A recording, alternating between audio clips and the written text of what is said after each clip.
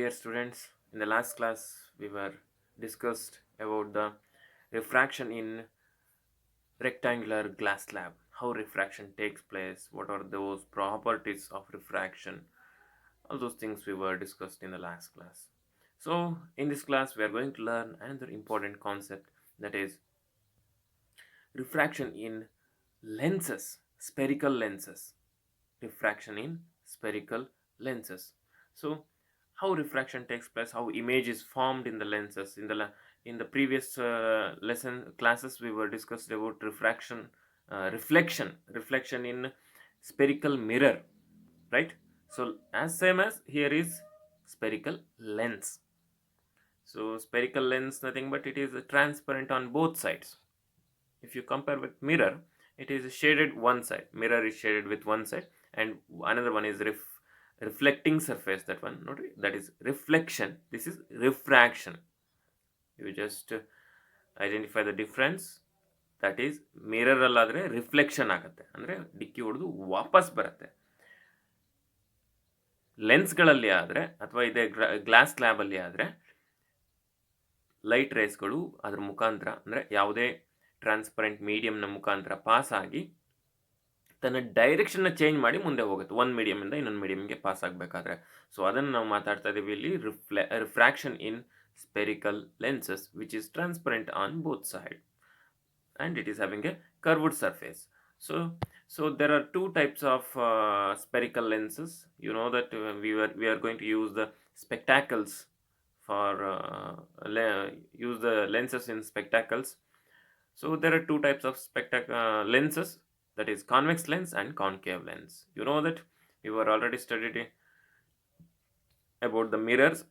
Convex lens means thicker at the middle and thinner at the edges, and the light rays are converging. Look at the picture. When light rays are passes through the convex lens, they are converge at a point, that means meet at a point in a principal axis, on the principal axis. So that's why it is called as converging lens. Convex lens is also called as converging lens because when light ray passes parallel to the principal axis, it meets at a point after refraction. That's why it is called as converging lens. So and another one is concave lens. This is the concave lens, which is thicker at the edges ಅಲ್ಲಿ thick ಇರುತ್ತೆ and thin at the middle. And when light ray passes through the concave lens parallel to the principal axis, which diverges away from the principal axis, and it is appear to be diverge from the principal axis. Principal ಆಕ್ಸಿಸಿಂದ diverge ಆಗಿದೆ ಅಂತ ಅನ್ಸುತ್ತೆ ಒಂದು ಪಾಯಿಂಟಿಂದ. So ಅದು ಎಲ್ಲಿ point ಆಗಿದೆಯೋ, ಅಂದರೆ ಎಲ್ಲಿ ಕೂಡ್ಕೊಳುತ್ತೆ ಲೈಟ್ ರೇಸ್ಗಳು ಹೋಗಿ, ಅದನ್ನೇ ನಾವು ಫೋಕಲ್ ಪಾಯಿಂಟ್ ಅಂತ ಕರಿತೀವಿ, ಪ್ರಿನ್ಸಿಪಲ್ ಫೋಕಸ್ ಅಂತ ಕರಿತೀವಿ. Focal point or principal focus ಅಂತ ಕರಿತೀವಿ. ಗೊತ್ತಾಗ್ತಿದೆ ಅಲ್ವಾ? So take down the question. Write the differences between convex lens and concave lens.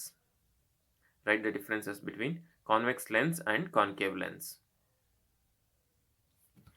So we will go to the images formed in concave lens and convex lens. First we will discuss about the convex lens, how image is formed and what is the nature of the image when object is placed at different distances, that means different places in the convex lens, and where is the image is formed and the properties, nature of the image. That one we are going to discuss as same as we were studied in the mirror, concave mirror ಅಲ್ಲಿ ನಾವು ಓದಿದ್ವಿ, ಎಲ್ಲ ನೆನಪಿದೆ ಅಂತ ಅನ್ಕೊಂತೀನಿ ನಾನು ನಿಮಗೆ. So ಒಂದು ಲೆನ್ಸನ್ನು ತಗೊಂಡ್ರೆ ನಾವು it is having like this is principal axis. We are going to write this is lens, convex lens. ಇದನ್ನ convex lens ಅಂತ ಕರಿತೀವಿ. So it is having 2 points. One is focal point or principal focus and center of curvature, and this is optic center, pole of the mirror or optic center. ನಾವು ಓದಿದ್ದೀವಿ mirror ಅಲ್ಲಿ. And this is optic center. It is called as optic center, whereas in the lens and again it is having focus and center of curvature. So if you call it as 1 1, you can call this one is 2 2 just for identification. Okay, f2 c2, this is f1 c1 ಇದು. So and ಇದೇ ಥರನೇ ನೀವು basic ಡಯಾಗ್ರಾಮ್ನ ಇಷ್ಟು ಬರ್ಕೊಬೇಕು. And distance ಎಷ್ಟಿರಬೇಕು, ಇಲ್ಲಿಂದ ಇಲ್ಲಿಗೆ 5 centimetre ತಗೊಂಡಿದ್ದೀರಾ ಅಂದರೆ ಇದು 5 ಸೆಂಟಿಮೀಟರ್ ಇರಬೇಕು, ಇದು 5 ಸೆಂಟಿಮೀಟರ್ ಇರಬೇಕು, ಇಲ್ಲಿಂದ ಇಲ್ಲಿಗೆ ಗೊತ್ತಾಗುತ್ತೆ. Optic centre to focal point ಇದು 5 ಸೆಂಟಿಮೀಟರ್ ಇರಬೇಕು. ಸೊ ಇಷ್ಟು ಬೇಸಿಕ್ ಡಯಾಗ್ರಾಮ್ನ ಬರ್ಕೊಂಬಿಡ್ಬೇಕು. ರೇ ಡಯಾಗ್ರಾಮ್ನ ಪ್ರತಿಯೊಂದು ಕಾನ್ವೆಕ್ಸ್ ಲೆನ್ಸ್ ಇಮೇಜ್ ಫಾರ್ಮೇಷನ್ನ ರೇ ಡಯಾಗ್ರಾಮ್ನ ಬರಿಬೇಕಾದ್ರೆ ನೀವು ಇಷ್ಟು ಬರ್ಕೊಂಬಿಡ್ಬೇಕು. ಗೊತ್ತಾಗ್ತಿದೆಯಾ? ಮತ್ತು ಯಾವುದೇ ಕಾರಣಕ್ಕೂ ಆ ಡಿಸ್ಟೆನ್ಸಲ್ಲಿ ವೇರಿಯೇಷನ್ ಆಗಬಾರ್ದು. ಯಾಕೆಂದರೆ ನಿಮ್ಮ ರೇ ಡಯಾಗ್ರಾಮ್ ಸರಿಯಾಗಿ ಬರಲ್ಲ, ತಪ್ಪಾಗುತ್ತೆ ರೇ ಡಯಾಗ್ರಾಮ್. ಆವಾಗ ಇಮೇಜ್ ಫಾರ್ಮೇಷನ್ ನಾವು ನಮ್ಮ ಥಿಯರಿಲಿ ಒಂಥರ ಬರುತ್ತೆ, ಪ್ರಾಕ್ಟಿಕಲ್ಸಲ್ಲಿ ಅಂದರೆ ನೀವು ರೇ ಡಯಾಗ್ರಾಮ್ ಬರೆದಾಗ ಬೇರೆ ಥರ ಬರುತ್ತೆ, ತಪ್ಪಾಗುತ್ತೆ. ಸೊ ಎಕ್ಸಾಕ್ಟ್ ನಾನೀಗ ಹೇಗೆ ತೋರಿಸಿದ್ದೀನಲ್ಲ ನಿಮಗೆ ಅದೇ ಥರನೇ ಇರಬೇಕು. ಡಿಸ್ಟೆನ್ಸ್ ನೀವು 5 ಸೆಂಟಿಮೀಟರೇ ತಗೋಬೇಕು ಅಂತಿಲ್ಲ. You can take 3 centimetre 3 centimetre 3 centimetre ಎಲ್ಲ 3 ಸೆಂಟಿಮೀಟರ್ ತೊಗೊಂಬಿಡ್ರಿ, ಅಥವಾ 4 ಸೆಂಟಿಮೀಟರ್ ತೊಗೊಳ್ರಿ. ಬಟ್ ಈಕ್ವಲ್ ಡಿಸ್ಟೆನ್ಸ್ ಇರಬೇಕು. ಗೊತ್ತಾಗ್ತಿದೆಯಾ? ಈಕ್ವಲ್ ಡಿಸ್ಟೆನ್ಸ್ ಇತ್ತು ಅಂದರೆ ನೀವು ನಿಮ್ಮ ಇಮೇಜು ರೇ ಡಯಾಗ್ರಾಮು ಸರಿಯಾಗಿ ಬರುತ್ತೆ. ಗೊತ್ತಾಗ್ತಿದೆಯಾ? So this is the basic plan for writing the ray diagram. ಇನ್ನು ಕೇಸಸ್ಗಳು ಬರ್ತವೆ. ಅಂದರೆ when object is placed at infinity, first case number 1 ಬರ್ಕೊಳ್ತಾ ಹೋಗ್ರಿ. ನೀವು ಟೇಬಲಲ್ಲಿ ಒಂದು ಟೇಬಲ್ ಹಾಕ್ಕೊಳ್ರಿ. Object position of the object ಅಂತ ಒಂದು ಟೇಬಲ್ ಫಸ್ಟ್ ಕಾಲಮಲ್ಲಿ ಹಾಕ್ಕೊಳ್ರಿ. ಅಲ್ಲಿ ಫಸ್ಟ್ ಕೇಸ್ 1 ಏನಪ್ಪ, when object is placed at infinity. First ಆಬ್ಜೆಕ್ಟನ್ನು ಇನ್ಫಿನಿಟಿಯಲ್ಲಿ ನಾವು ಮಿರರಲ್ಲಿ ಇಟ್ಟಿದ್ವಿ ನೋಡ್ರಿ, ಆ ಥರ ಇನ್ಫಿನಿಟಿಯಲ್ಲಿ ಇಡೋಣ ಆಬ್ಜೆಕ್ಟನ್ನು. ಇಲ್ಲಿ ಇಮೇಜ್ ಫಾರ್ಮೇಷನ್ ಆಗುತ್ತೆ ಅಂತ ಆಮೇಲೆ ನೋಡೋಣ. ನೆಕ್ಸ್ಟ್ ಸೆಕೆಂಡ್ ಕೇಸ್ ಏನಪ್ಪ ಅಂದರೆ when object is placed beyond ಸಿಯ ಹಿಂದೆ, ಸೆಂಟರ್ ಆಫ್ ಕರ್ವೇಚರ್ನ ಹಿಂದೆ. Next third case when object is placed at C. ಬರ್ಕೊಳ್ತಾ ಹೋಗ್ರಿ ಟೇಬಲಲ್ಲಿ 1 by 1 ಕೆಳಗಡೆ. ಅದ್ರ ಪಕ್ಕ ನಾವು ಆಮೇಲೆ nature of the image, position of the image ಬರಿತಾ ಹೋಗೋಣ. ಓಕೆನಾ? When object is placed at C, when object is placed between C and F, when object is placed at F, and object is placed between F and O. So ಇಷ್ಟು case, 7 cases I think, 6 cases, 6 or 7. When object is placed at infinity, when object is placed beyond C, when object is placed at C, when object is placed between C and F, and when object is placed at F, when object is placed between F and O. 6 cases. ಇಷ್ಟು ನೆನ್ಪಿಟ್ಕೊಂಡಿರಿ, ಇಷ್ಟು table ಹಾಕ್ಕೊಳ್ರಿ. ನಾವೀಗ ಎಲ್ಲೆಲ್ಲಿ image formation ಆಗುತ್ತೆ ಅಂತ ನೋಡ್ತಾ ಹೋಗೋಣ. Okay, right.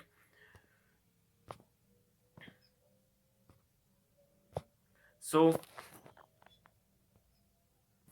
When parallel, ಇಲ್ಲಿ ಸ್ವಲ್ಪ ವೇರಿಯೇಷನ್ ಆಗಿದೆ, ಅದು ನೆಕ್ಸ್ಟ್ ಪಿಕ್ಚರಲ್ಲಿ ಸರಿಯಾಗತ್ತೆ. ಅದು ಆಪ್ಟಿಕ್ ಸೆಂಟರ್ ಎಲ್ಲೆಲ್ಲೋ ಇದೆ, ನಾನು ಹೇಳ್ತೀನಿ, ಗೊತ್ತಾಗತ್ತೆ ನಿಮಗೆ. ಸೊ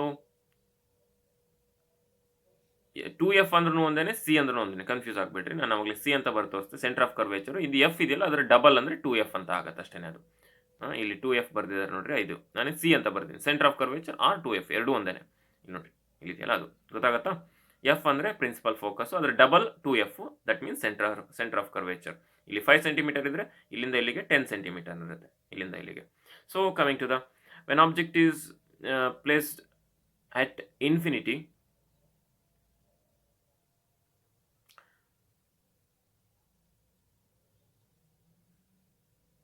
ಸೊ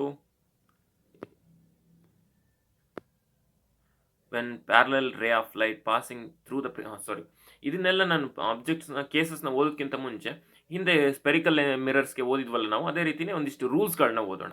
ಸೊ ಏನೇನಾಗುತ್ತೆ, ಲೈಟ್ ರೇಸ್ಗಳು ಎಲ್ಲಿ ಪಾಸಾದರೆ ಹೇಗೆ ಪಾಸಾದರೆ, ಎಲ್ಲಿ ರಿಫ್ರಾಕ್ಷನ್ ಆಗಿ ಎಲ್ಲಿ ಪಾಸ್ ಆಗುತ್ತೆ ಅಂತ ನೋಡ್ತಾ ಹೋಗೋಣ. So when light ray first rule ಏನಪ್ಪ ಅಂದರೆ, ರೂಲ್ಸ್ ಓದಿದ್ವಿ, ನೆನಪಿದೆ ನಿಮಗೆ, ಕಾನ್ವೆಕ್ಸ್ ಮಿರರ್, ಕಾನ್ಕೇವ್ ಮಿರರಲ್ಲಿ. When light ray passes parallel to the principal axis, light ray passes parallel to the principal axis, it passes through the focus. ಇದನ್ನು ಓದಿದ್ದೀವಿ ನಾವು already, ನಾನು ಸ್ವಲ್ಪ ಫಾಸ್ಟಾಗಿ ಹೇಳ್ತಾ ಹೋಗ್ತೀನಿ. light ray passes parallel to the principal axis, it passes through the focus. As same as it is passes in a concave lens, if it is parallel to the principal axis, it diverges and appear to be diverged from the focal point. Focal point ಇಂದ diverge ಆಗಿದೆ ಅಂತ ಅನ್ಸುತ್ತೆ. Dotted line ಇದೆಯಲ್ಲ, ಅದು imaginary line. Straight line ಇದೆಯಲ್ಲ, clear line, ಅದು light pass ಆಗುವಂಥ ಪಾತು. ಅಲ್ಲಿಂದ ಪಾಸ್ ಆಗಿದೆ, ಡಾಟೆಡ್ ಲೈನ್ ತೋರಿಸ್ತಾ ಇದೆಯಲ್ಲ, ಅಲ್ಲಿಂದ ಪಾಸ್ ಆಗಿದೆ ಅಂದರೆ ಫೋಕಲ್ ಪಾಯಿಂಟಿಂದ ಪಾಸ್ ಆಗಿದೆ ಅಂತ ಅನ್ಸುತ್ತೆ. This is first rule. ನೀವು ಯಾವುದೇ ರೇ ಡಯಾಗ್ರಾಮ್ನ ಬರೀಬೇಕಾದ್ರೆ ಯಾವುದೇ ಒಂದು ರೇ ಆಫ್ ಲೈಟನ್ನು ಬರಿತಿದ್ದೀರಾ ಅಂತ ಅಂದರೆ ಅದು parallel to the principal axis ಆಗಿತ್ತು ಅಂದರೆ ನೀವು ಕಣ್ಣು ಮುಚ್ಕೊಂಡು ಅದನ್ನು ಫೋಕಲ್ ಪಾಯಿಂಟಲ್ಲಿ ಪಾಸ್ ಮಾಡಬೇಕು. ಸ್ಕೇಲ್ ಹಾಕಿ ಬರಿತಿರಲ್ಲ ಅವಾಗ, ಗೊತ್ತಾಗ್ತಿದೆಯಾ? ಆ್ಯಂಡ್ ಕಾನ್ಕೇವ್ ಲೆನ್ಸಿಗಾದರೆ ಅದನ್ನು ಫೋಕಸ್ ಪಾಯಿಂಟಿಗೆ ಸ್ಟ್ರೈಟ್ ಲೈನ್ ಇಟ್ಕೊಂಡು ಸ್ಕೇಲ್ ಇಟ್ಕೊಂಡು ಫೋಕಲ್ ಪಾಯಿಂಟಿಂದ ಗೆರೆನ ಎಳಿಬೇಕು. ಗೊತ್ತಾಗತ್ತಾ? ಅವಾಗ ಡೈವರ್ಜ್ ಆಗಿರೋದು ಕರೆಕ್ಟಾಗಿ ಗೊತ್ತಾಗತ್ತೆ ನಿಮಗೆ. ರೈಟ್. ಸೊ ಸೆಕೆಂಡ್ ರೂಲ್ ಏನು ಹೇಳುತ್ತಪ್ಪ ಅಂತ ಅಂದರೆ, when a ray of light passes through the focal point, focal ಪಾಯಿಂಟಲ್ಲಿ ಪಾಸ್ ಆಯಿತು ಅಂದರೆ ಏನಾಗುತ್ತೆ ಅದು? Next after refraction it is parallel to the principal axis. Refraction ಆದಮೇಲೆ ಪ್ರಿನ್ಸಿಪಲ್ ಆಕ್ಸಿಸ್ಗೆ ಪ್ಯಾರಲಲ್ ಆಗಿರುತ್ತೆ. ಸೊ ಇಲ್ಲೂ ಹಾಗೇನೆ, a ray of light passing through the focal point appear to be passing through the focal point. A ray of light focal point ಮುಖಾಂತರ pass ಆಗ್ತಿದೆ ಅಂತ ಅನಿಸಿದ್ರೆ ಅದು ರಿಫ್ರಾಕ್ಷನ್ ಆದಮೇಲೆ parallel to the principal axis ಈ ರೀತಿ ಆಗಿರುತ್ತೆ ಫಾರ್ ಕಾನ್ಕೇವ್ ಲೆನ್ಸ್. ಅರ್ಥ ಆಗ್ತಿದೆ ಅಲ್ವಾ? So this is second rule. So ಬರ್ಕೊಂತ ಹೋಗ್ಬೇಕು ನೀವು ಇದನ್ನೆಲ್ಲ. And I will give you the question for that. In convex lens, concave lens, ray of light passing through the optic center ನ ಮುಖಾಂತರ pass ಆಗ್ತದೆ ಅಂತ ಅಂದರೆ, ಇಲ್ಲಿ ನೋಡ್ರಿ, ಆಪ್ಟಿಕ್ ಸೆಂಟರ್ ನ ಮುಖಾಂತರ ಪಾಸ್ ಆಗ್ತದೆ ಅಂತ ಅಂದರೆ ಅದು ಎಲ್ಲಿ ಹೋಗುತ್ತೆ?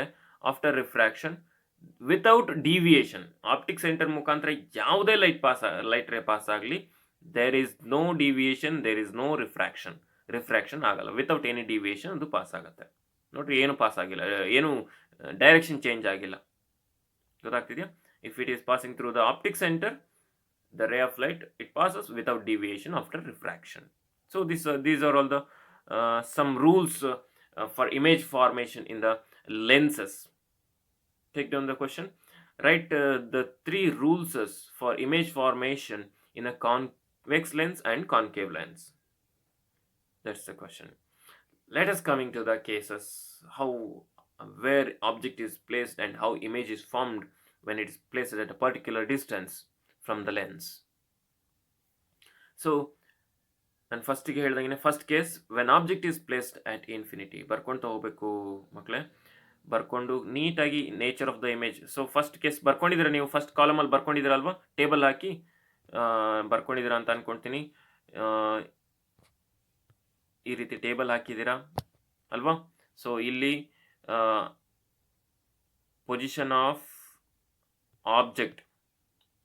ದ ಆಬ್ಜೆಕ್ಟ್ ಇದು ಫಸ್ಟ್ ಕಾಲಮು. ಇಲ್ಲಿ ಅಟ್ ಇನ್ಫಿನಿಟಿ ಅಂತ ಬರೀಬೇಕು. ಕೇಸ್ ನಂಬರ್ 1 ಇದು ಅಟ್ ಇನ್ಫಿನಿಟಿ ಅಂತ ಬರೀಬೇಕು ಇಲ್ಲಿ. ಆಮೇಲೆ ಪೊಸಿಷನ್ ಆಫ್ ದ ಇಮೇಜ್, ಇಲ್ಲಿ ಪೊಸಿಷನ್ ಆಫ್ ದ ಇಮೇಜ್ ಬರೀರಿ ಎರಡನೇ ಕಾಲಮಲ್ಲಿ. ಇಲ್ಲಿ ನೇಚರ್ ಆಫ್ ದ ಇಮೇಜ್ ಬರೀರಿ. ಗೊತ್ತಾಗತ್ತಾ? Position of the image and nature of the image, ಇಷ್ಟು ಕಾಲಮ್ ಹಾಕೊಂಡು ಬರ್ಕೊಳ್ತಾ ಹೋಗ್ರಿ, ಅವಾಗ ನಿಮಗೆ ಈಸಿ ಆಗುತ್ತೆ. Okay, right. So when object is placed at nature of the image, ಆಮೇಲೆ ಇನ್ನೊಂದು ಕಾಲಮಲ್ಲಿ ಸೈಜ್ ಆಫ್ ದ ಇಮೇಜ್ ಬರೀರಿ. ನೇಚರ್ ಆಫ್ ದ ಇಮೇಜ್ ಆಯಿತು, ಸೈಜ್ ಆಫ್ ದ ಇಮೇಜ್ ಇನ್ನೊಂದು ಥರ್ಡ್ ಕಾಲಮಲ್ಲಿ. Okay, right. So when object is placed at ಇನ್ಫಿನಿಟಿಯಲ್ಲಿ ನಾವು ಆಬ್ಜೆಕ್ಟನ್ನು ಇಟ್ಟಿದ್ದೀವಿ. ಸೊ ಆಬ್ಜೆಕ್ಟ್ ಭಾಳ ದೂರದಲ್ಲಿ, ಅಂದರೆ ಲೆನ್ಸಿಂದ ಭಾಳ ದೂರದಲ್ಲಿ ಇಟ್ಟಿದ್ದೀವಿ ಅಂತ ಅಂದ್ಕೊಳ್ರಿ. ಒಂದು ಬಹಳ ದೂರ ಅಂತ ಅಂದರೆ ಒಂದು ಗೋಡೆ ನಿಮ್ಮ ಒಂದು 2 ಮೀಟರ್ 3 ಮೀಟರ್ ದೂರದಲ್ಲಿ, ಅಂದರೆ ನೀವು ಲೆನ್ಸನ್ನು ಸೆಂಟಿಮೀಟರ್ಗಳಲ್ಲಿ ತಗೊಂಡಾಗ ಅದು ಒಂದು 3 ಮೀಟರ್ ದೂರನೇ ಇನ್ಫಿನಿಟಿ ಆಗುತ್ತೆ ಆ ಲೆನ್ಸ್ಗೆ. ನೋಡ್ರಿ, ಅದಕ್ಕೆ ಫೋಕಲ್ ಪಾಯಿಂಟ್ ಅಂತ ಇರುತ್ತೆ. ಆ ಲೆನ್ಸ್ನ ನೀವು ಕೈಯಲ್ಲಿ ಇಟ್ಕೊಂಡ್ರೆ, ನಾನು ನೆಕ್ಸ್ಟ್ ತೋರಿಸ್ತೀನಿ ಒಂದು ವಿಡಿಯೋದಲ್ಲಿ. ಫೋಕಲ್ ಪಾಯಿಂಟ್ ಅಂತ ಇರುತ್ತೆ, ಅದರಲ್ಲಿ ತೋರಿಸಿರುತ್ತೆ ಇದ್ರ ಲೆನ್ಸ್ನ ಫೋಕಲ್ ಪಾಯಿಂಟ್ ಎಷ್ಟು ಅಂತ. 10 ಸೆಂಟಿಮೀಟರ್ ಅಂದರೆ if you place the any object around metres, ಯಾವುದೇ ಒಂದು ಮೀಟರಲ್ಲಿ ಇಟ್ಟಿದ್ದೀರಾ ಅಂತ ಅಂದರೆ ಅದು ಇನ್ಫಿನಿಟಿನೇ ಆಗುತ್ತೆ. ಅಪ್ ಟು ದ ಸನ್ವರೆಗೂ ಅದು ಇನ್ಫಿನಿಟಿನೇ. ಓಕೆನಾ? So when object is placed at infinity, ಎಲ್ಲಿ ಇಮೇಜ್ ಫಾರ್ಮೇಷನ್ ಆಗುತ್ತೆ, ಲೈಟ್ ರೇಸ್ಗಳು ಹೇಗೆ ಫಾರ್ಮ್ ಆಗುತ್ತೆ ನೋಡೋಣ. ನಾವು ಇದನ್ನು ಮಿರರಲ್ಲಿ ಓದಿದ್ದೀವಿ. ಎಲ್ಲಿ ಪಾಸ್ ಆಗಿತ್ತು ನೆನಪಿದೆಯಾ? ಮಿರರಲ್ಲಿ ಇನ್ಫಿನಿಟಿಯಲ್ಲಿ ಆಬ್ಜೆಕ್ಟನ್ನು ಇಟ್ಟಾಗ ಎಲ್ಲಿ ಇಮೇಜ್ ಫಾರ್ಮೇಷನ್ ಆಗಿತ್ತು? Yes, if you are remembered, that is at the focus. Image is formed at the focus. ನೋಡ್ರಿ, ಇಮೇಜ್ ಎಲ್ಲಿ ಎಲ್ಲ ಲೈಟ್ ರೇಸ್ಗಳು ಎಲ್ಲಿ ಕೋಯಿನ್ಸೈಡ್ ಆಗಿದೆ ನೋಡ್ರಿ, at focal point. That's why image is formed at focal. It's a pointed size. ಅದು ಹೆಂಗೆ join ಆಗಿದ್ದು ಅಷ್ಟೇ ಪಾಯಿಂಟೆಡ್ ಸೈಜ್ ಇರುತ್ತೆ. ಮಕ್ಕಳೇ, ನೀವು ನೋಡಿದ್ದೀರಾ ಬೂತ್ ಕನ್ನಡಿಯನ್ನು ಹಿಡಿದು ನೋಡಿದ್ದೀರಾ, ಮ್ಯಾಗ್ನಿಫೈಯಿಂಗ್ ಲೆನ್ಸ್ ಅಂತ ಕರೀತಾರಲ್ಲ, ಅದನ್ನ ಹಿಡಿದು ನೋಡಿದಾಗ ಸೂರ್ಯನ ಚಿತ್ರವನ್ನು ನಾವು ಇಮೇಜನ್ನು ಪಡ್ಕೊಬೋದು. ಹೀಗೆ ಇಟ್ಕೊಂಡಿರ್ತೀವಿ, ಅದು ಸುಟ್ಟೋಗುತ್ತೆ ಪೇಪರು. ಆ ಸುಡ್ತಾ ಇರುತ್ತಲ್ಲ ಪಾಯಿಂಟು, ಅದೇನೆ ಏನದು ಫೋಕಲ್ ಪಾಯಿಂಟ್. ಆ ಲೆನ್ಸ್ನ ಫೋಕಲ್ ಪಾಯಿಂಟ್ ಅದೇನೆ ಸೂರ್ಯನ ಇಮೇಜ್.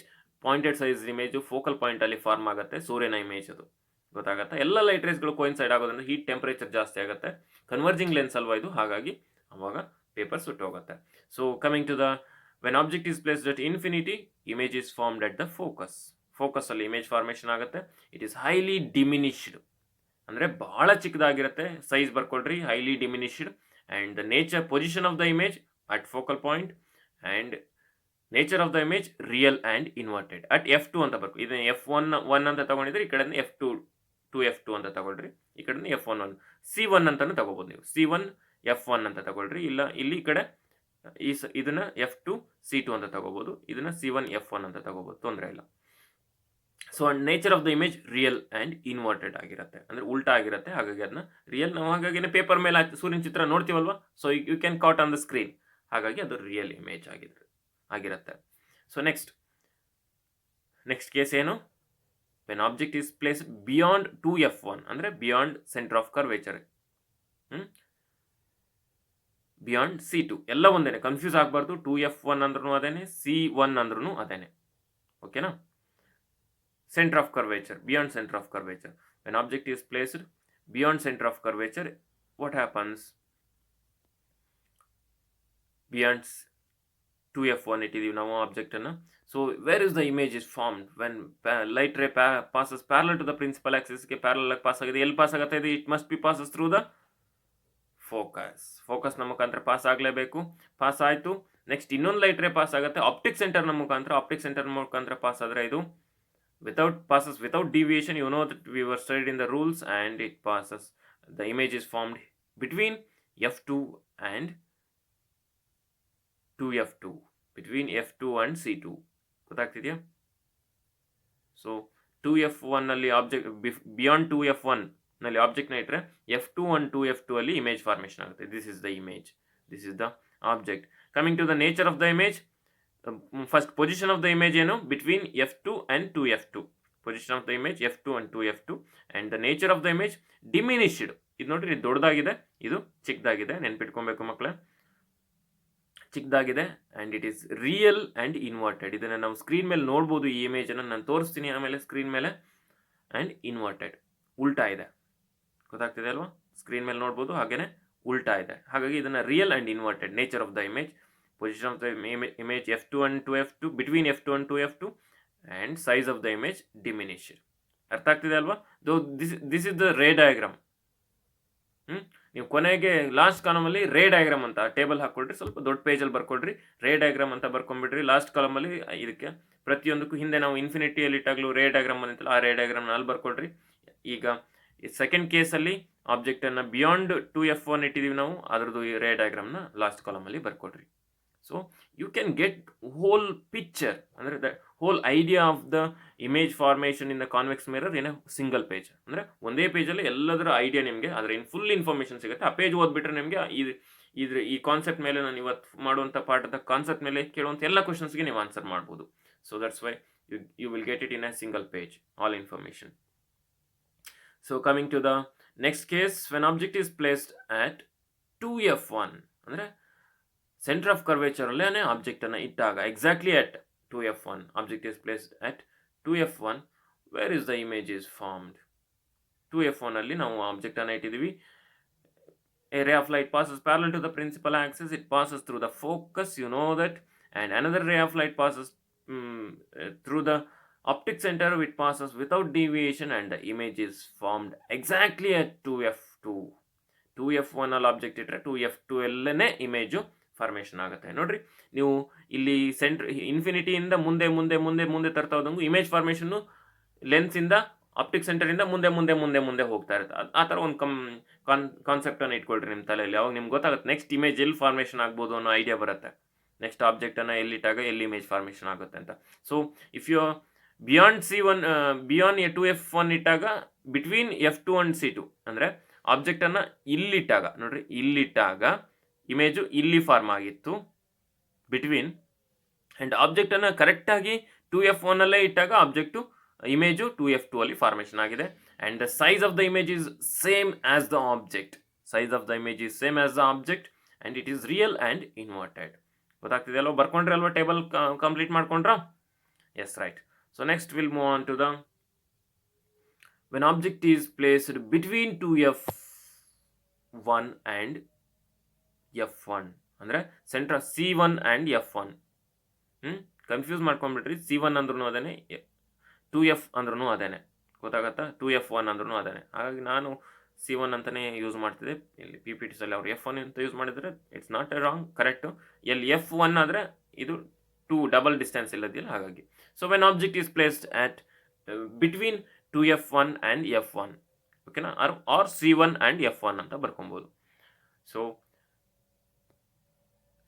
ರೇ ಆಫ್ ಲೈಟ್ ಪಾಸಸ್ ನೋಡ್ರಿ ಎಷ್ಟು ಸಿಂಪಲ್ ಆಗಿ ಲೈಟ್ ರೇಸ್ನ ಹಾಕೊಂತ ಹೋಗ್ತಾರೆ. ಇದೇ ಥರ ಎಕ್ಸಾಮಲ್ಲಿ ಕೇಳ್ತಾರೆ ನಿಮಗೆ, right the ray diagram, draw the ray diagram for the object when object is placed between 2F1 and F1 and right it's nature of the image and position of the image ಅಂತ ಹೇಳ್ತಾರೆ question. ಗೊತ್ತಾಗ್ತಾ? ಈ ರೀತಿ ಬರ್ಕೊಳ್ತಾ ಹೋಗ್ಬೇಕು. Ray diagram ಬರೀಬೇಕು, ಕೆಳಗಡೆ ಅದರ position of the image ಮತ್ತು ನೇಚರ್ ಆಫ್ ದ ಇಮೇಜ್ ಬರೀಬೇಕು. So it passes through the focal point and without deviation light passes if the light ray passes through the optic center and the image is formed beyond 2F2 ಅಂದರೆ 2F2 ಮುಂದೆ image formation ಆಗುತ್ತೆ. and the size of the image is enlarged, same size ಇತ್ತು, ಈಗ enlarge ಆಗಿದೆ, and it is real and inverted.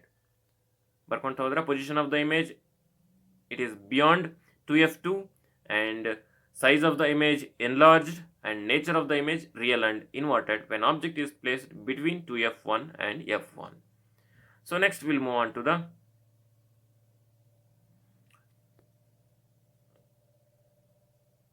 ಇದೇ ರೀತಿ image ಯಾವ ರೀತಿ ಫಾರ್ಮೇಷನ್ ಆಗುತ್ತೆ ಅಂತ ತೋರಿಸ್ತಾ ಇದ್ದಾರೆ ಅವರು. when object is placed between 2F1 and F1 image is formed beyond 2F1. ಇಲ್ಲಿ ಇಮೇಜ್ ಫಾರ್ಮೇಷನ್ ಆಗುತ್ತೆ, right?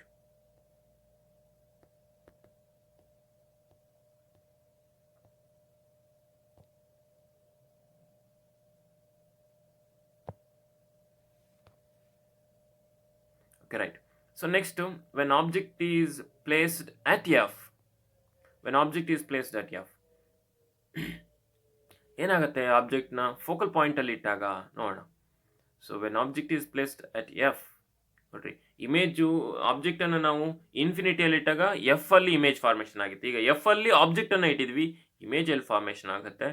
When parallel ray of light pass through the principal axis it passes after refraction through the focal point and another light ray it passes through the optic center, it passes without deviation and it does not coincide ಆಗಲ್ಲ. ಈ light ರೇಸ್ಗಳು intersection ಆಗಲ್ಲ, ಎಲ್ಲೂ ಕೂಡ್ಕೊಳಲ್ಲ. ಹಾಗಾಗಿ images ಹತ್ತಿರದಲ್ಲಿ ಎಲ್ಲೂ formation ಆಗಲ್ಲ, ತುಂಬ ದೂರದಲ್ಲಿ ಇಮೇಜ್ ಫಾರ್ಮೇಷನ್ ಆಗುತ್ತೆ. So the image is formed at infinity and it is highly enlarge. ಸಿಕ್ಕಾಪಟ್ಟೆ ದೊಡ್ಡ ಇಮೇಜ್. ನೋಡಿ, ಸೂರ್ಯನಂಥ ದೊಡ್ಡ ಇಮೇಜನ್ನು ನಾವು ಪಾಯಿಂಟೆಡ್ ಅಲ್ಲಿ ನೋಡ್ತೀವಿ, ಫೋಕಲ್ ಪಾಯಿಂಟಲ್ಲಿ. ಬಟ್ ಈಗ ನಾವು ಫೋಕಲ್ ಪಾಯಿಂಟಲ್ಲಿ ಇಮೇಜನ್ನು ಇಟ್ಟಿದ್ದೀವಿ, ಅಷ್ಟು ದೊಡ್ಡ ಆ ಚಿಕ್ಕ ಇಮೇಜು ದೊಡ್ಡದಾಗಿ ಕಾಣುತ್ತೆ. ರಿಯಲ್ ಮತ್ತು ಇನ್ವರ್ಟೆಡ್ ಆಗಿರುತ್ತೆ, ಎನ್ಲಾರ್ಜ್ ಆಗಿರುತ್ತೆ. ಗೊತ್ತಾಗ್ತಿದೆ ಅಲ್ವಾ?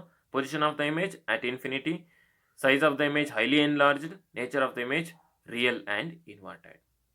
ಅರ್ಥ ಆಗ್ತಿದೆ ಅಲ್ವಾ? So next, when object is placed between F1 and O, optic centre ಮತ್ತು ಪ್ರಿನ್ಸಿಪಲ್ ಫೋಕಸ್ನ ಮುಖಾಂತರ ಆಬ್ಜೆಕ್ಟನ್ನು ಇಟ್ಟಾಗ ಎಲ್ಲಿ ಇಮೇಜ್ ಫಾರ್ಮೇಷನ್ ಆಗುತ್ತೆ ನೋಡೋಣ. When object is placed between F1 and O, wear is the image is formed? Image ಎಲ್ಲಿ ಫಾರ್ಮೇಷನ್ ಆಗುತ್ತೆ image ಅಂತ ಅಂದರೆ, image is formed at the same side of the ಮಿರರ್ನ ಸೇಮ್ ಸೈಡಲ್ಲಿ ಫಾರ್ಮೇಷನ್ ಆಗುತ್ತೆ. ಆ್ಯಂಡ್ ಈ ರೀತಿ ನೋಡ್ರಿ, ಇದೊಂದು ಸ್ವಲ್ಪ ಚೇಂಜ್ ಇದೆ, ಇದನ್ನು ಮಾತ್ರ ಚೇಂಜ್ ಇದೆ. ಇದು ಫುಲ್ಲು ಕಾನ್ವೆಕ್ಸ್ ಮಿರರ್ ಲೆನ್ಸಲ್ಲಿ ಇದು ಒಂದೇ, ಲಾಸ್ಟ್ ಒನ್ ಮಾತ್ರ ಸ್ವಲ್ಪ ಚೇಂಜ್ ಇದೆ, ನೋಡ್ಕೊಬೇಕಷ್ಟೇ. ಅಂದರೆ ಸೇಮ್ ಸೈಡ್ ಇಮೇಜ್ ಫಾರ್ಮೇಷನ್ ಆಗುತ್ತೆ. You cannot get it on the screen ಮೇಲೆ ಪಡ್ಕೊಳೋದಕ್ಕಾಗಲ್ಲ, ಸ್ಕ್ರೀನ್ ಮೇಲೆ ನೋಡೋದಕ್ಕೂ ಆಗಲ್ಲ ಇದರ ಇಮೇಜನ್ನು ನೀವು. ಆ್ಯಂಡ್ ಇದು ಇರೆಕ್ಟ್ ಆಗಿರುತ್ತೆ, ವರ್ಚುವಲ್ ಇಮೇಜ್ ಇರೆಕ್ಟ್ ಆಗಿರೋದ್ರಿಂದ ಮತ್ತೆ ಸ್ಕ್ರೀನ್ ಮೇಲೆ ನೋಡೋಕ್ಕಾಗದೇ ಇರೋದ್ರಿಂದ ಇದನ್ನು ವರ್ಚುವಲ್ ಇಮೇಜ್ ಅಂತ ಕರಿತೀವಿ. ಎನ್ಲಾರ್ಜ್ ದೊಡ್ಡದಾಗಿದೆ ಇರುತ್ತೆ, ಇದೆ ಅಂತ ಅನ್ಸುತ್ತೆ ಅಷ್ಟೇ, ನಮಗೆ ಕಾಣಲ್ಲ. ಹಾಗಾಗಿ ಇದನ್ನು ವರ್ಚುವಲ್ ಇಮೇಜ್ ಅಂತ ಕರಿತೀವಿ. ಎನ್ಲಾರ್ಜ್ಡ್ ಇಮೇಜ್ ಆಗಿರುತ್ತೆ ಇದು. Position same side of the lens ಅಂತ ಬರೆದ್ರೆ ಸಾಕು. And enlarged and virtual and erect ಸ್ವಲ್ಪ ಡಿಫ್ರೆಂಟ್ ಇದೆ, ನೋಡ್ಕೊಳ್ರಿ. Virtual and erect. So this is when object is placed between F and O. This is the 6th case. ಅರ್ಥ ಆಗ್ತಿದೆ ಅಲ್ವಾ? ಎಲ್ಲ ಅರ್ಥ ಆಗಿದೆ ಅಂತ ಅನ್ಕೊಳ್ತೀನಿ dear students. I hope you all understood the concept. So ಇದರ ಎಕ್ಸ್ಪೆರಿಮೆಂಟ್ನ ಮಾಡಿ ನೋಡಿ. ಸುಮ್ಮನೆ ನಾವು ರೇ ಡಯಾಗ್ರಾಮ್ನ ಬರೆದು ತೋರಿಸಿಲ್ಲ. ಇದರ ಎಕ್ಸ್ಪೆರಿಮೆಂಟ್ನ ಮಾಡಿ ನೋಡೋಣ ಹೇಗಿರುತ್ತೆ. ಎಕ್ಸ್ಪೆರಿಮೆಂಟ್ ಮಾಡಿದ್ರೆ ಇದೇ ಥರ ನಾವು ಲ್ಯಾಬಲ್ಲಿ ನಾನು ಮಾಡಿ ತೋರಿಸ್ತಾ ಇದ್ದೆ ಪ್ರತಿ ವರ್ಷವೂ. ಇಲ್ಲಿ ಮಾಡಿ ನೋಡೋಣ. ಈಗ ನಾವು ಎಕ್ಸ್ಪೆರಿಮೆಂಟ್ ಮಾಡಿದಾಗ ಆಬ್ಜೆಕ್ಟ್ಸನ್ನು ಎಲ್ಲಿಟ್ಟಾಗ ಎಲ್ಲಿ ಇಮೇಜ್ ಯಾವ ರೀತಿ ಫಾರ್ಮೇಷನ್ ಆಗುತ್ತೆ ಅಂತ ನೋಡೋಣ. And what are the materials required for this experiment. So look at the pictures. So materials, ಒಂದು ಲೆನ್ಸ್ ಹೋಲ್ಡರ್ ಬೇಕು ನಮಗೆ, ಆ್ಯಂಡ್ ಒಂದು ಕಾನ್ವೆಕ್ಸ್ ಲೆನ್ಸ್ ಬೇಕು, ಆ್ಯಂಡ್ ಇದೊಂದು ಸ್ಕ್ರೀನ್ ಬೇಕು ನಮಗೆ. ಇಮೇಜ್ ಫಾರ್ಮೇಷನ್ ಆಗೋದಕ್ಕೆ ಒಂದು ಕ್ಯಾಂಡಲ್ ಬೇಕು. We need A candle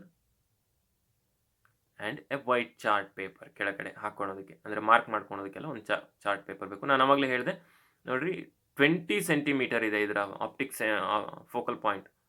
focal point ಎಷ್ಟಿದೆ ಇರೋದು? 20 ಸೆಂಟಿಮೀಟರ್. ಕಾಣಿಸ್ತಾ ಇದೆಯಾ?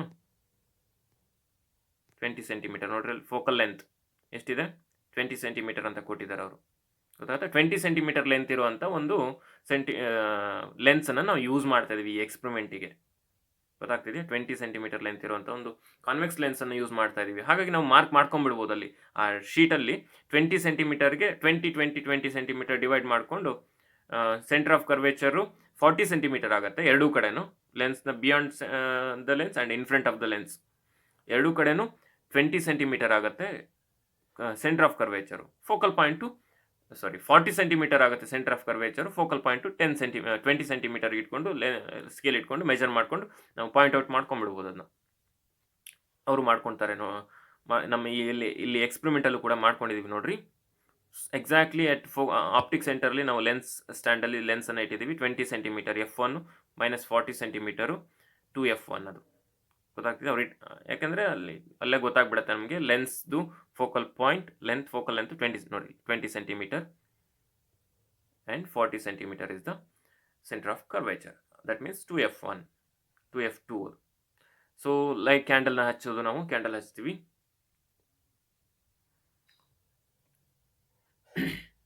ಕ್ಯಾಂಡಲ್ ಹಚ್ತೀವಿ. Case 1, when object is very far away, ಅಂದರೆ ಇನ್ಫಿನಿಟಿಯಲ್ಲಿ ಆಬ್ಜೆಕ್ಟನ್ನು ಇಟ್ಟಿದ್ದೀವಿ ನಾವು, ಭಾಳ ದೂರದಲ್ಲಿ ಇಟ್ಟಿದ್ದೀವಿ ಆಬ್ಜೆಕ್ಟ್ನ. 1 ಮೀಟರ್ ಅಂತ ಡಿಸ್ಟೆನ್ಸ್ ನೋಡಿರಿ, ಶೀಟಿಂದ ಎಷ್ಟೋ ದೂರದಲ್ಲಿ, ಇಲ್ಲಿದೆ, ಇಲ್ಲಿಂದ ಎಷ್ಟೋ ದೂರದಲ್ಲಿ ಇಟ್ಟಿದ್ದೀವಿ. ಲೆನ್ಸ್ ಇದೆ, ಲೆನ್ಸಲ್ಲಿ ಇಮೇಜ್ ನೋಡಿರಿ, ಇಲ್ಲಿ ಕಾಣಿಸ್ತದೆ ಇಮೇಜ್. ಕಾಣಿಸ್ತಾ ಇದೆಯಾ? Image is obtained at F2. Exactly ಅಲ್ಲಿ ಇಟ್ಟಿದ್ದಾರೆ, ಕೆಳಗಡೆ ಮಾರ್ಕ್ ಮಾಡಿದ್ದಾರೆ. Highly diminished real and inverted position at F2. ಚುಕ್ಕಿ ಕಾಣಿಸ್ತಾ ಇದೆ ಅಲ್ವಾ ಇಮೇಜು? ನೋಡಿರಿ F2 ಅಲ್ಲಿ ಇಟ್ಟಿದ್ದಾರೆ. ಕಾಣಿಸ್ತಾ ಇದೆ ನೋಡಿರಿ, ಇಲ್ಲಿ ಕೆಳಗಡೆ F2 ಅಲ್ಲಿ ಇಟ್ಟಿದ್ದಾರೆ. ಸ್ಕ್ರೀನನ್ನು F2 ಅಲ್ಲಿ ತಂದು ಇಟ್ಟಿದ್ದಾರೆ. ಇಮೇಜು ಪಾಯಿಂಟೆಡ್ ಸೈಜಲ್ಲಿ ಕಾಣಿಸ್ತಾ ಇದೆ. ಈಗ ಏನು ಮಾಡ್ತಾರೆ, ಆಬ್ಜೆಕ್ಟ್ ಈಸ್ ಪ್ಲೇಸ್ಡ್ ಬಿಯಾಂಡ್. ಈಗ ಆಬ್ಜೆಕ್ಟನ್ನು ಎಲ್ಲಿಟ್ಟಿದ್ದೀವಿ ಅಂದರೆ ಬಿಯಾಂಡ್ F2 2F2 ಅಂದರೆ ಸೆಂಟರ್ ಆಫ್ ಕರ್ವೇಚರ್ನ ಹಿಂದೆ ಇಟ್ಟಿದ್ದೀವಿ. ಸೆಕೆಂಡ್ ಕೇಸ್ ಇದು. Image is formed at between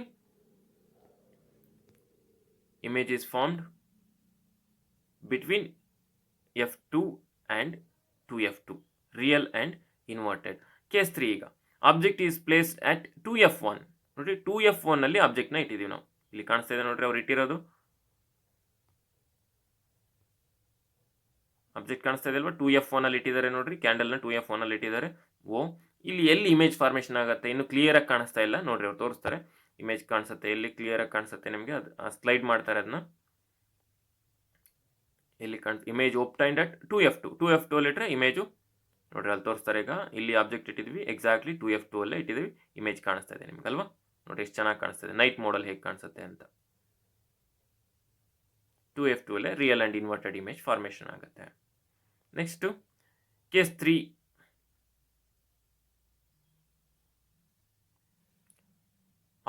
case 4, ಈಗ object is placed between case 4 ಏನು ಹೇಳುತ್ತೆ, object is placed between F2 and 2F2. Image ಎಲ್ಲಿ ಫಾರ್ಮೇಷನ್ ಆಗುತ್ತೆ ನೋಡೋಣ. F2 ಮತ್ತು 2F2 ಮಿಡ್ಲಲ್ಲಿ ಇಟ್ಟಿದ್ದೀವಿ, ಕಾಣಿಸ್ತಾ ಇದೆ ಅಲ್ವಾ, ಮಿಡ್ಲಲ್ಲಿ ಇಟ್ಟಿದ್ದೀವಿ. ಈಗ ಇಮೇಜ್ ಎಲ್ಲಿ ಫಾರ್ಮೇಷನ್ ಆಗ್ತಾ ಇದೆ ನೋಡ್ರಿ ಎಲ್ಲಿ ಫಾರ್ಮೇಷನ್ ಆಯಿತು, ಬಿಯಾಂಡ್ 2F2ನ ಹಿಂದೆ ಫಾರ್ಮೇಷನ್ ಆಯಿತು. ಆ್ಯಂಡ್ ಸೈಜ್ ನೋಡ್ರಿ, ಕ್ಯಾಂಡಲ್ಗಿಂತ ದೊಡ್ಡದಾಗಿ ಕಾಣಿಸ್ತಾ ಇದೆ, ಅದು ಸೈಜು ದೊಡ್ಡದಾಗಿದೆ ನೈಟ್ ಮೋಡಲ್ಲಿ. Enlarged real and inverted beyond 2F2 ಅಲ್ವಾ, ನೋಡ್ರಿ ಎಷ್ಟು ದೊಡ್ಡದಾಗಿ ಕಾಣಿಸ್ತಾ ಇದೆ ಇಮೇಜ್ 2F2ನ ಹಿಂದೆ. Case number 5, object is place that F1 ಅಲ್ಲಿ ಆಬ್ಜೆಕ್ಟ್ ಇಟ್ಟಿದ್ದಾರೆ ನೋಡ್ರಿ, ಎಷ್ಟು ದೊಡ್ಡದಾಗಿ ಇಮೇಜ್ ಕಾಣಿಸ್ತಾ ಇದೆ, ಅಲ್ಲಿ ಕಾಣಿಸ್ತಾ ಇದೆ ಅಲ್ವಾ, ದೊಡ್ಡದಾಗಿ ಇಮೇಜು. ಎಲ್ಲಿ ಇಮೇಜ್ ಫಾರ್ಮೇಷನ್ ಆಗುತ್ತೆ, position of the image very far away, infinity ದೂರದ, ತುಂಬ ದೂರದಲ್ಲಿ ಇಮೇಜ್ ಫಾರ್ಮೇಷನ್ ಆಗುತ್ತೆ, ದೊಡ್ಡದಾಗಿ ಕಾಣಿಸ್ತಾ ಇದೆ ಅಲ್ವಾ, highly enlarge, very far away, that is infinity, ತುಂಬ ದೊಡ್ಡದಾಗಿ ಇಮೇಜ್ ಫಾರ್ಮೇಷನ್ ಆಗಿದೆ, ಕಾಣಿಸ್ತಾ ಇದೆ ಅಲ್ವಾ ಇಮೇಜ್ ಎಲ್ಲ ಫಾರ್ಮೇಷನ್ ಆಗೋದು. And object is placed between F1 and the lens, ಅಂದರೆ ಆಪ್ಟಿಕ್ ಸೆಂಟರ್ ಮತ್ತು F1 ನಡುವೆ ಆಬ್ಜೆಕ್ಟನ್ನು ಇಟ್ಟಾಗ ಇಮೇಜ್ ಎಲ್ಲಿ ಫಾರ್ಮೇಷನ್ ಆಗುತ್ತೆ ನೋಡೋಣ. ನಿಮ್ಗೆ ಗೊತ್ತಾಯಿದೆ, ಸೇಮ್ ಸೈಡಲ್ಲಿ ಇಮೇಜ್ ಫಾರ್ಮೇಷನ್ ಆಗುತ್ತೆ, ಯಾಕಂದರೆ ನೋಡಿ ಎಲ್ಲೂ ಇಮೇಜ್ ಕಾಣಿಸ್ತಾ ಇಲ್ಲ ನಿಮ್ಗೆ, no image on the screen ಮೇಲೆ ಇಮೇಜ್ನ ನಾವು ಪಡ್ಕೊಳಕ್ಕಾಗಿಲ್ಲ. ಹಾಗಾಗಿನೇ ಇದು ವರ್ಚುವಲ್ ಇಮೇಜ್ ನೋಡ್ರಿ, ನಮಗೆ ಲೆನ್ಸಲ್ಲೇ ಕಾಣುತ್ತೆ, ಲೆನ್ಸ್ ಒಳಗಡೆನೇ ಇಮೇಜ್ ಕಂಡಂಗೆ ಕಾಣುತ್ತೆ, ಆ ಲೆನ್ಸ್ ಮುಖಾಂತರ ನೋಡಿದ್ರೆ ನಿಮ್ಗೆ ಇಮೇಜ್ ಕಾಣುತ್ತೆ, ಅದರದ್ದು image is scene through the lens. So ಹಾಗಾಗಿ ಸೇಮ್ ಸೈಡ್ ಇಮೇಜ್ ಫಾರ್ಮೇಷನ್ ಆಗುತ್ತೆ, ಪೊಸಿಷನ್ ಸೇಮ್ ಸೈಡ್. ಇದನ್ನು ನಾವು ಸ್ಕ್ರೀನ್ ಮೇಲೆ ಪಡ್ಕೊಂಡು ನೋಡ್ರಿ, ಅಲ್ಲಿ ಕಾಣಿಸ್ತಾ ಇದೆ ಅಲ್ವಾ, ಸ್ಕ್ರೀನ್ ಮೇಲೆ ಪಡ್ಕೊಳಕ್ಕೆ ಆಗ್ತಾ ಇಲ್ಲ, ಹಾಗಾಗಿ ಇದು virtual and erect on the same side. ಅರ್ಥ ಆಗ್ತಿದೆ ಅಲ್ವಾ?